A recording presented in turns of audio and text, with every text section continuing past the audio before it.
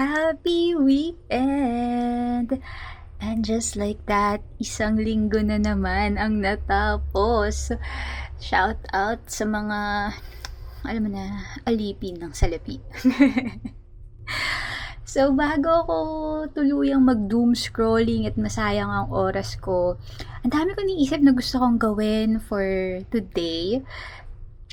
Pero parang kaya ba ng energy ko gawin yon? So, kaysa mag-overthink ako, alam mo yun, parang mag-overanalyze ka, ganyan, analysis paralysis, hanggang sa 3 oras na yung lumipas, wala kang nagawa dun sa mga gusto mong gawin. Relate ba? Ang mga persons. So, naisipan ko na, takbo muna ako.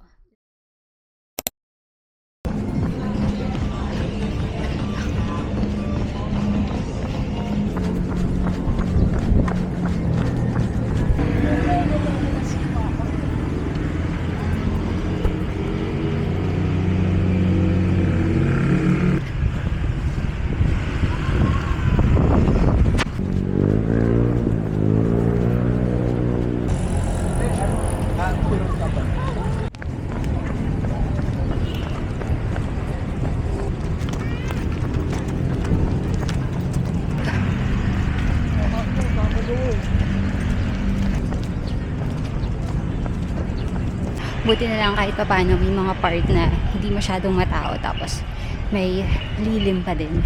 Kaya nito.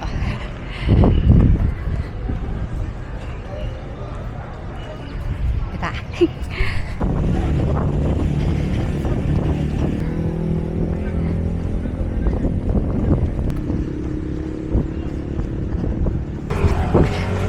Nakapulot pa. 50 pesos. May pang-merienda na ako. Alright. May pambili na ako ng taho, guys.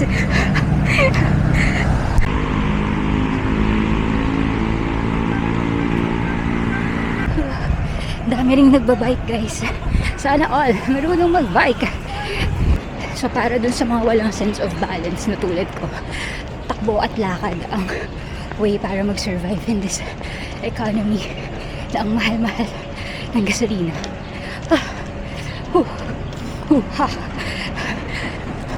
Konti na lang. Less than 1K. So, nakaisip na ako ng mga gagawin ko today. So, sinadya ko talaga na hindi mag-earphones, hindi makinig ng music, dool. Para, alam mo yun, mas makapag-isip talaga ako. 5K dahil. Kita ba? Diba? 5K. Okay, less than an hour. So, good. So sinadya ko na hindi mag-earphone para makapag-focus sa pagtakbo. Tsaka, yung pag-iisip sa pagplano ng araw, kung paano ko susulitin yung weekend ko. Ganon.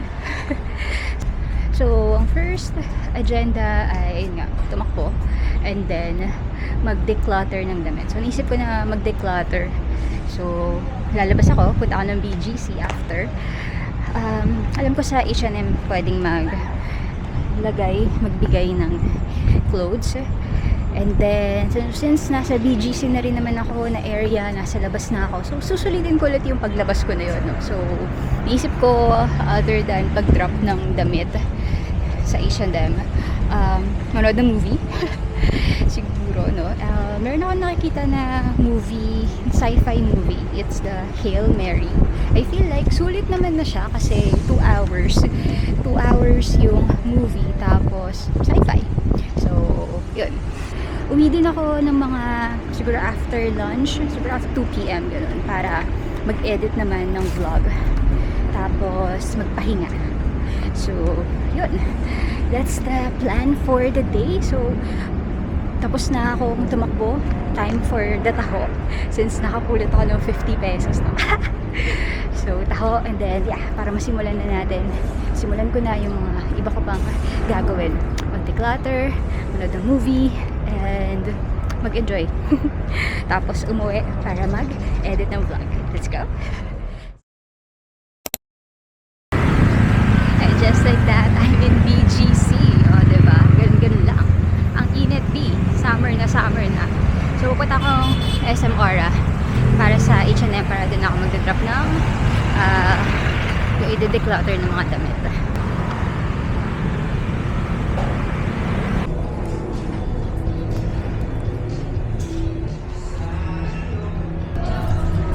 So, drop muna ako dito ng damit.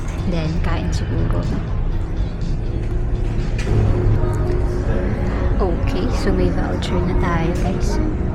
Makakapag-shopping ng Furzon. So, tingin-tingin na muna tayo. Baka naman meron. Parang nawala yung gutom ko. Na-excite magtingin ng mga pwedeng mabili. Okay, kain na muna tayo para 11. Parin tayo sumabay sa dami ng tao. 11:25. Balik tayo dito later. Second agenda, mag-window shopping.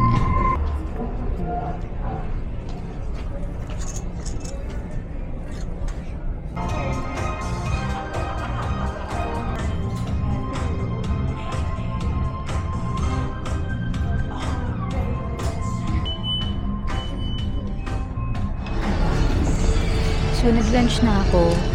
Kumain lang ako na siomai with rice. Hindi ko na vlog kasi gutom na talaga ako.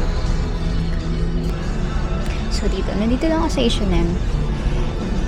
Nagtitingin kung merong nakikita na mapagagamitan ng voucher.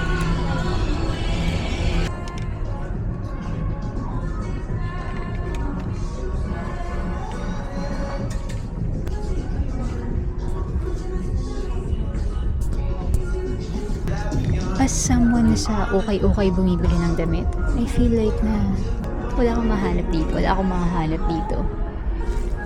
Hindi ko bet yung quality ng tela, yung tahe, yung style.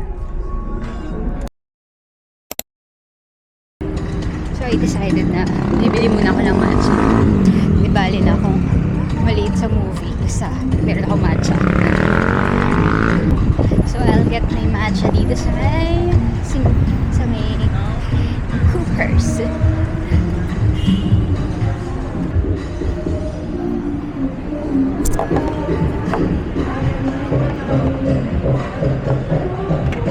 Isang matcha latte iced. Really? Big summer na talaga. So, pupunta na ako sa market for the movie. 1:30 na. And 2 p.m. yung movie. So, I'm not sure if aabot ako dun sa movie. Pero, I will try. Pag hindi, edi uwi na.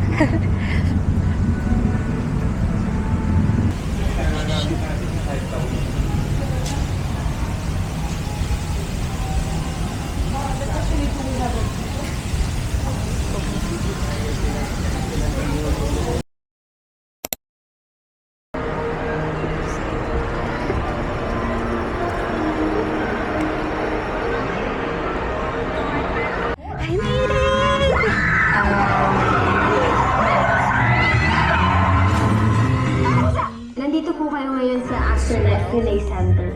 Dito po dumadaan lahat ng mga pumapanaw. Akala ko nasa 200 plus lang yung mga movie tickets. 400! Yung sa market, 410. Tapos, nung tingin ako sa SM Aura, meron sila yung IMAX, diba? Nasa 800. Tapos, meron yung Directors Club, 590. So, yung schedule, mas maaga yung sa SM Aura, 12:30. So, nandun ako sa may ticketing center.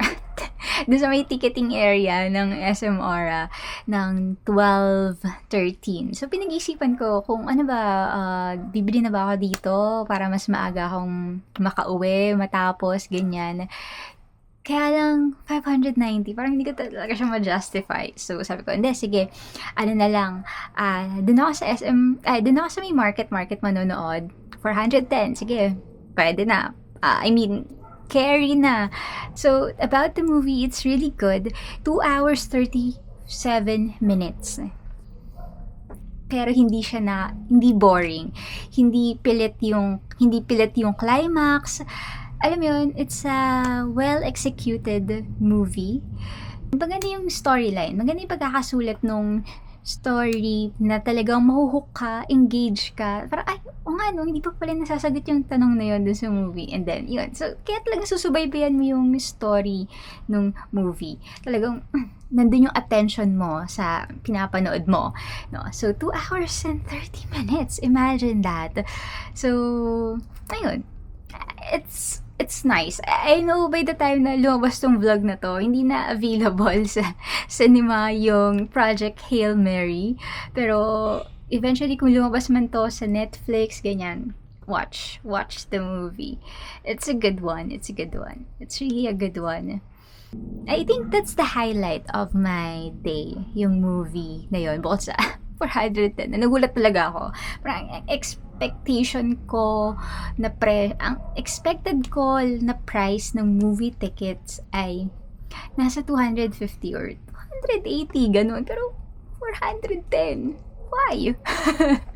Ganun na yung presyo, grabe. So ngayon, I'm planning to just freshen up and then going to edit a vlog kahit na para sa 311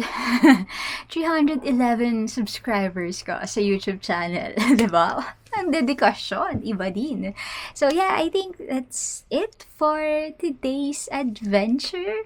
Solo date adventure / errands. Yeah, whatever. See you on my next one.